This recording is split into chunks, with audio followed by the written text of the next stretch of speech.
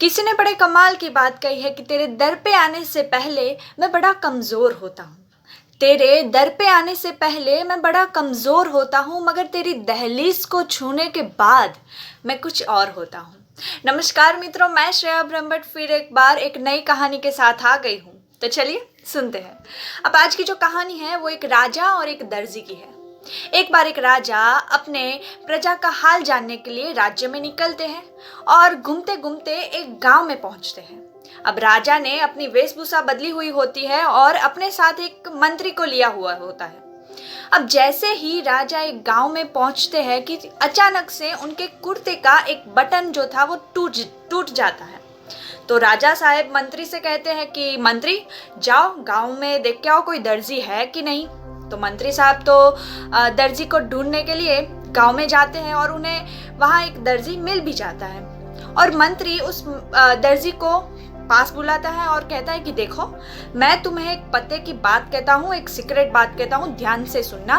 अब राजा साहब है जो यहाँ राज्य में वेशभूषा बदल के प्रजा का हाल जानने के लिए आए हुए थे और अचानक से उनके कुर्ते का जो बटन था वो टूट गया है, तो तुम्हें वो बटन अब सिल देना है।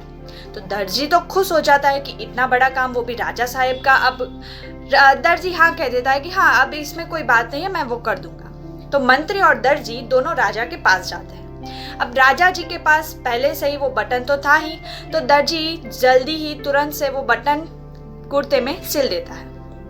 अब राजा साहब वो दर्जी से कहता है कि तुमने मेरा इतना काम कर दिया, तो चलो अब तुम्हें क्या चाहिए, तुम धन और जितना भी मूल्य मांगोगे वो मैं तुम्हें दूंगा। अब दर्जी सोच में पड़ जाता है कि इतने बड़े राजा से मैं मांगू तो क्या मांगू, अगर कुछ ऐसा वैसा मांग दिया और राजा साहब गुस्से हो गए तो मैं क्या मांगू। तो दर्जी कहता है कि नहीं राजा साहब, अब आप यहाँ हमारे गाँव में आए, हम पर बहुत बड़ी कृपा हो गई, मुझे कुछ भी नहीं चाहिए। तो राजा कहता है कि नहीं, तुम्हें मांगना तो पड़ेगा ही।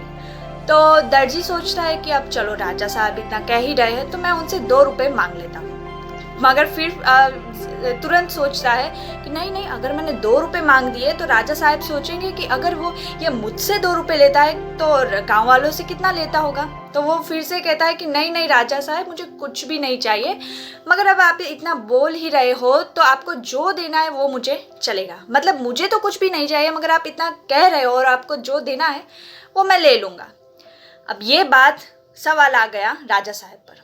अब राजा साहब सोच में पड़ गए कि मैं अब इसे क्या दूं, मगर अगर ये दर्जी ने गांव में जाकर किसी को ये बात कह दी और सबसे बड़ा सवाल यही आएगा कि राजा साहब ने इस दर्जी को क्या दिया।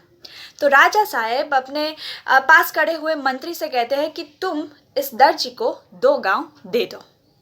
तो दर्जी ये सुन के पहले शॉक हो जाता है और सोचता है कि कहाँ मैं इनसे 2 रुपए मांग रहा था और राजा साहब ने मुझे दे दिए 2 गांव। तो आज की कहानी का तात्पर्य भी यही है कि यही हमारी ज़िंदगी में होता है कि देने वाला तो हमें बहुत कुछ देना चाहता है, मगर हम ही है जो अपनी सोच को छोटी कर देते हैं और सोचना ही बंद कर देते हैं। हमें लगता है कि ये शायद नहीं होगा और तब हम अपना रास्ता बदल देते हैं। मगर हमने जो डिसाइड किया है, जो हम करना चाहते हैं, वो हमें पूरी पैशन और लगन के साथ करते रहना चाहिए। आई होप आप सभी को मेरी ये आज की कहानी पसंद आई होगी और ऐसी ही कहानी सुनने के लिए मेरी YouTube चैनल और मेरे Instagram पेज को सब्सक्राइब कीजिए, फॉलो कीजिए, लाइक कीजिए और शेयर कीजिए। Thank you.